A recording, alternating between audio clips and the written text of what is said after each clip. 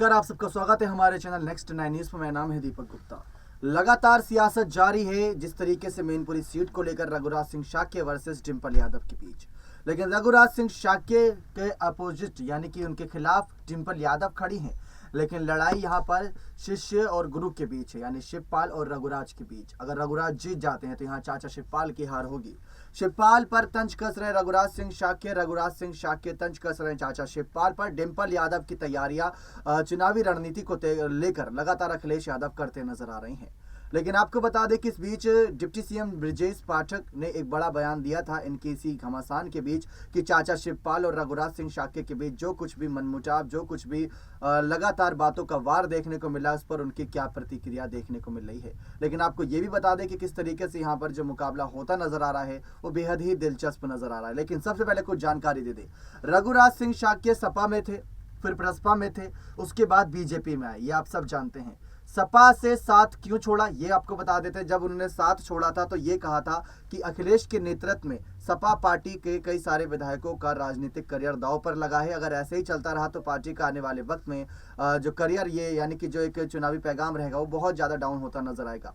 इसीलिए उन्होंने वहां से इस्तीफा दिया था जब उनको 2012 में टिकट मिली। लेकिन 2017 में टिकट जिस तरीके से नहीं मिलने की खबरें थी यहाँ पर 2012 में, उसके बाद उन्होंने इस्तीफा देकर यहाँ पर प्रसपा पार्टी ज्वाइन करी थी। प्रसपा मुलायम के कहने पर ज्वाइन की थी। क्यों? क्योंकि मुलायम सिंह यादव ने कहा था कि शिवपाल के साथ रहो, शिवपाल जो करेंगे सही के लिए करेंगे। और जो लोग सपा से नाराज थे उनका कहीं ना कहीं कदम प्रसपा की ओर गया था। जो लोग सपा से नाराज थे, ध्यान दीजिएगा, जो अखिलेश के फैसलों से नाराज थे वो गए थे प्रसपा पार्टी में। तो यहाँ पर ये खबरें थी, चाचा शिवपाल ने उन सभी समर्थकों को अपने साथ लाए। लेकिन फिर उन्होंने मोहभंग क्यों किया यहाँ पर प्रसपा पार्टी से भी इसी साल किया, ये भी जान लीजिए। प्रसपा पार्टी से मोहभंग इसलिए किया क्योंकि प्रसपा और सपा का गठबंधन हो गया था 2022 के विधानसभा चुनाव के लिए। इसी को ध्यान में रखते हुए रघुराज सिंह शाक्य को लगा कि अब तो यहाँ पर रहना सही नहीं है, क्योंकि यादव परिवार ही चलता आ रहा है और बाकी नेताओं का क्या ही काम रहेगा। तो इस तरीके से ये पूरा मामला चलता गया।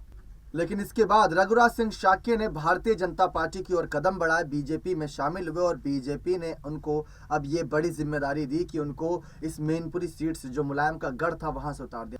शाक्य समाज में उनकी बहुत अच्छी पकड़ है। लेकिन इस बीच अगर बात करें तो किस तरीके से माहौल जो बना हुआ है वो माहौल शाक्य वर्सेस यादवों का बीच का माहौल है। ब्रजेश पाठक ने इस पर बड़ा बयान दिया था कि जो चाचा शिवपाल और रघुराज सिंह शाक्य के बीच, माफ कीजिएगा, बातों का वार लगातार जारी है, उस पर उनकी कोई बयान नहीं रहेगी क्योंकि उनका आपसी मामला है। अगर पार्टी को लेकर कोई बातें होती तो इसमें ब्रजेश पाठक जरूर कोई ना कोई बड़ा फैसला लेते, जरूर कोई ना कोई ऐलान करते। लेकिन रघुराज के जो धोखे थे, जो उन्होंने सपा से धोखा देकर प्रसपा में गए, प्रसपा का साथ छोड़कर बीजेपी में गए, तो उन सब पर चुप्पी साधे रखी ब्रजेश पाठक ने और उन्होंने साफ कह दिया कि जो भी फैसला होगा वो रघुराज सिंह शाक्य आराम से अपने आप ही निपटते नजर आएंगे। ब्रजेश पाठक ने कहा कि जो खतौली, रामपुर और मैनपुरी में चुनाव है वहां पर आराम से जीत दर्ज करेगी भारतीय जनता पार्टी और प्रचंड जीत करेगी। तो रघुराज के धोखे पर ऐसे खुलासे लगातार होते रहेंगे। लेकिन कई और सच्चाइयां जो सामने आने बाकी है, जो आपको बहुत जल्द यहाँ पर पहुंचाएंगे आप सभी तक कुछ खास रिपोर्ट के जरिए। बने रहे चैनल के साथ। ऐसी और तमाम जानकारियों के लिए बहुत बहुत धन्यवाद।